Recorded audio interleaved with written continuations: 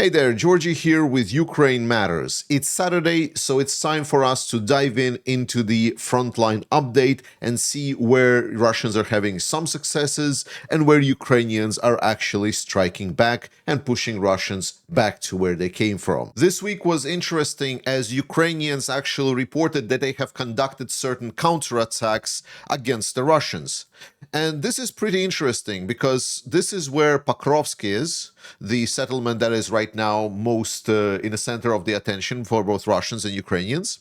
And south of Pokrovsk, there is this developing slow-crawling Russian offensive. And the goal here is obviously the settlement of Pokrovsk and Hulyai. That is the kind of the big, more or less logistical centers in the area. Russia really wants to separate these two to break the connection and kind of start collapsing this southern part of the Ukrainian-controlled territory. But Ukrainians are actually striking back at this direction. As you can see, Russians have been trying to advance alongside the roads, but also moving towards the settlements further in the area. But just in the last couple of days, Ukrainians have actually reported with video evidence and everything that they've counterattacked by using heavy machinery, and they retook Zeleny Gai and Tolstoy in this area. And some people really celebrated this. I was a little bit more cautious because this is definitely not counteroffensive of Ukrainians, as you know, because Ukrainians are mostly conducting some kind of a defensive operations. They are not really retaking a lot of settlements that often. So when Ukrainians are actually doing counterattacking actions and it gets published, it always makes big news. And a lot of people are jumping to conclusion that this means that there is going to be some major Ukrainian operation ongoing. But this is not the case. Why? And the answer is very simple, because Siverskyi. We all know how Siverskyi executes operations by this point. His operations are usually larger at scale. They're not super large, but they're also not that small that just to retake a couple of settlements. And these operations are usually well hidden. In this situation right over here, we got instant reporting from the ground that Ukrainians did indeed conduct counterattacks and they retook the settlements. So most likely why this is being done is because of the Russian breakthrough around north of Pokrovsk, which we're going to go into details in just a second. But the point of the matter is that Russia has been sending more and more reinforcement to that area. And Ukrainians are trying to create pressure point in some other area to disengage Russians from sending more forces. That is, I believe, the most reasonable theory that is being presented out there. So Ukrainians attacking south of Pokrovsk, I believe, is only there, and especially with the public announcements and everything, is only to get Russians to send in additional reinforcements to the area rather than to the north of Pokrovsk. And touching on the Pokrovsk itself, the settlement right now is half encircled. We see this, yet there are still roads that are leading to Pokrovsk that are not being able to be fully reached by the Russians. There are reports that Russians are on the edges of the eastern part of this Rodinske settlement. Rodinske is very important because if Russians are able to take this Rodinske settlement, this basically allows them to move up almost all the way up here, which creates the situation in Pokrovsk to be pretty bad. Let's put it this way. Right now it is tight, it is really difficult, but it is still something that Ukrainians can fight for. Rodinske is pretty key in this aspect, and the fact that Russians were able to establish themselves on the eastern side is obviously not as good, but we also know that that Ukrainians have sent additional reinforcements in the area to stop the Russian advances. So for now, that settlement has not been taken, despite the fact that Russian reinforcements have been sent here. And Russian reinforcements have been sent here specifically because of this breakthrough. Now, a lot of people instantly, when they saw the blue color appear on the map and statements that Azov came in and stabilized the situation, everyone again jumped to conclusion that, well, that's it. Ukrainians are just crushing it. Look, they've sliced the attack completely in half, and now it is all being done for. And it has been successful. For example, Ukrainians are reporting that they are able to remove Russians from this northern part around Kucherev Yar. So this could be good. However, Russians are sending reinforcements in the area, and this does create problems. Not only it creates problems because Russians are trying to push up back north around these lines of breakthrough, but also Russians are putting additional pressures in all of the areas to the east of this breakthrough to expand it. So this creates an additional pressure from the sides to try to see if they can control Russian expansion and if there is no breakthrough right next to the one that Ukrainian armed forces are trying to contain here. And what is important to understand here is lines on the map, as simple as it sounds. A lot of the analysts this week were trying to really convey the message so everyone understands the modern warfare, because it has nothing that was there before. Like, the warfare changed completely. The lines of the map are bad representation of the actual actions on the ground. Clearly, when we think about the line on the map, we think, so there is the Russian trench, and then there is the Ukrainian trench, and then there is some gray area like no man's land, and then Russians or Ukrainians are trying to advance through the no man's land. That is the image that a lot of people are drawing in their head, coming back from the wars that we know. That is not how the modern war looks. If you are just sitting in a trench, you're dead, because the drones just fly in and then you're dead. Or if you're sitting in an exposed bunker, some kind of exposed position, then there may be a drone flies in into your doors or window or something, or there is a missile or a bomb that gets thrown, because the precision of the bombs is pretty good right now. And if it's not one bomb, then maybe they will throw 3, 5, 4, whatever, and then it's still going to destroy your position and you're dead. So that thing is no more. Now, what is there is basically like a foxhole with a cover, and maybe some kind of an underground tunnel that is leading 10, 20, 30 meters away from your entry position to whole of this position. And in that position, you may be having like a concealed window or something through which you are launching drones, or you're able to point your gun from. That's about it. Or it is a building. It's a building with something inside, and then you're sitting in a basement of the building, or it's some kind of a natural coverage like leaves or masking, so at least you don't get seen. So having just a trench right now is not good enough. And this creates a weird situation where instead of a well-defined front lines that we draw in our heads, it looks more sort of like this, where there is like some kind of a safe routes that are being controlled by one side, and then at the same time, there is also somewhat safe routes where it is controlled by the other side.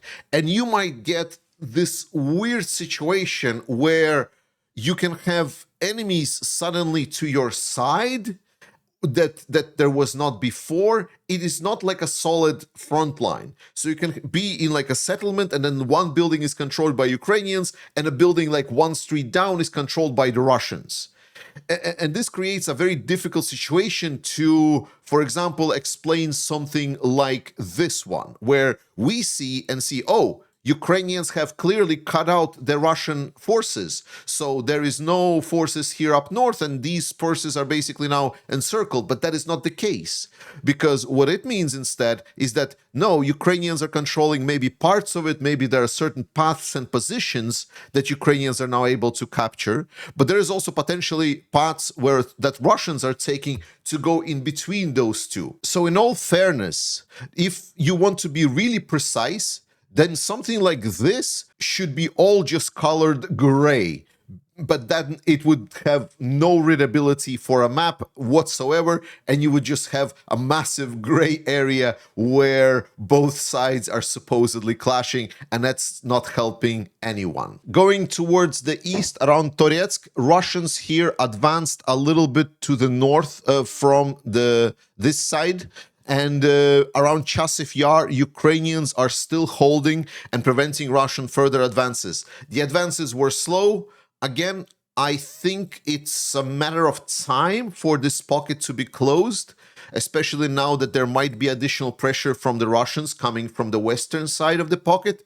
But all in all, I think Ukrainians have bought themselves incredible amounts of time, and it cost Russians very dearly this assault towards this pocket, and Konstantinivka should really very soon start to be considered a frontline settlement, if it's not yet. A more dynamic situation is right now in Siversk direction, where the situation was stable for a long time.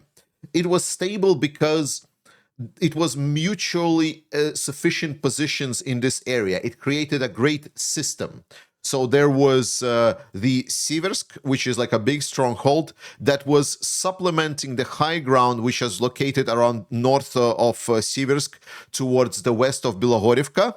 And Bilohorivka area that has also the river as well was supported by the forest that was located right over here. And this forest was supported by the control of the fields of Ukrainians from these positions. Russia for a while now has been working on these positions from the north side. They achieved success finally when they were able to cross the river and create this bridgehead. And this bridgehead, while not super relevant themselves, as there are no key settlements in the area as of yet, but it did collapse the northern flank of these positions. So after that, Russians were able to enter Yampolivka and pressure Torsky and take over this position, which instead reduced the Ukrainian control on the positions in the forests.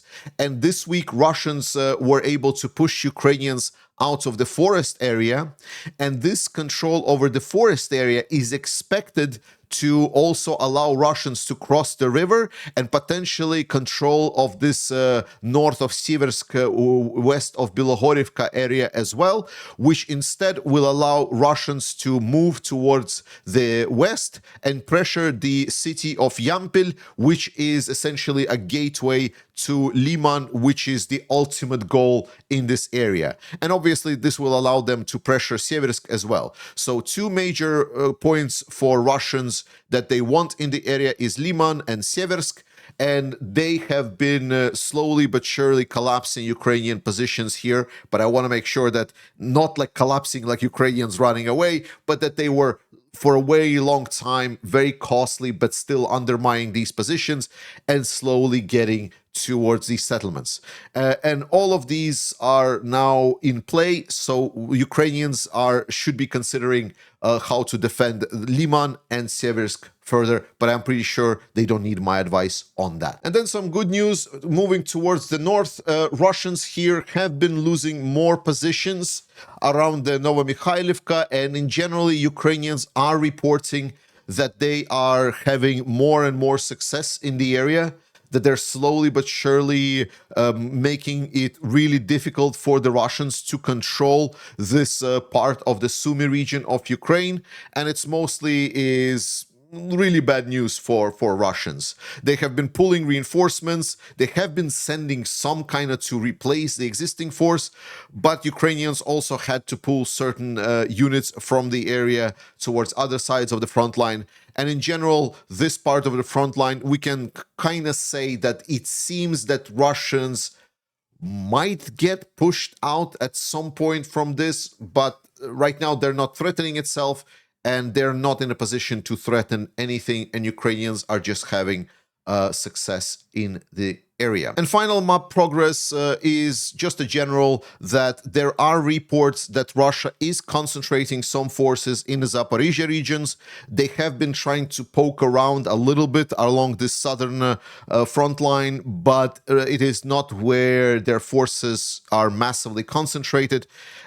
So I'm keeping an eye on this, and I advise everyone to keep an eye on this. But generally speaking, right now, there is no very active movements, except for some, as I said, poking around from both sides around this area of Stepnoyirsk and Plavny. And to finish today's video on the hilarious note, I would like to present you this comment under my video where I talked about the Ukrainian security guarantees. Why is he laughing? 1.7 million Ukrainian soldiers died in that war. That war, he means this war, obviously. And it is hilarious because you might not even know, as I didn't cover this, because I thought, like, this is too much. Like, this is way too much. Like, no one is gonna believe that. There's not gonna be a single person in the universe that is actually gonna believe this. But this poor excuse for a Russian troll. So what I'm referring to? Well, there came out this message from the Russians about some Russian hacker group essentially hacking the Ukrainian secret data knowledge about the losses that Ukrainians have sustained. And by their calculations, Ukrainians have sustained much more casualties than they're even reporting. That the total deaths of Ukrainians are now equal to 1.7 million people. And more importantly, they also suggest that the irreversible loss ratio, 1 to 5, including wounded, missed, and deserters, mount to approximately 8 to 8.5 million people in casualties for Ukrainians. Yes, this is the thing that guy was referencing under my videos. To put it in perspective, just in 2025 alone, that would mean that there would be, as you can see here, 621,000 dead Ukrainian soldiers just today. So it's like, as you can understand, there's probably many times just like a couple of Ukrainian militaries in general dying over the course of this war, and potentially even during this year with casualties included. Hilarious numbers. So yeah, there are people that are actually smoking Russian crack. It is hilarious. So when you see a person like this, remember the only correct way to react is to point finger and laugh at their idiocy. Don't be like that. Support Ukraine, support the Ukrainian armed forces. I love you. Slava Ukraini, and I will see you next time.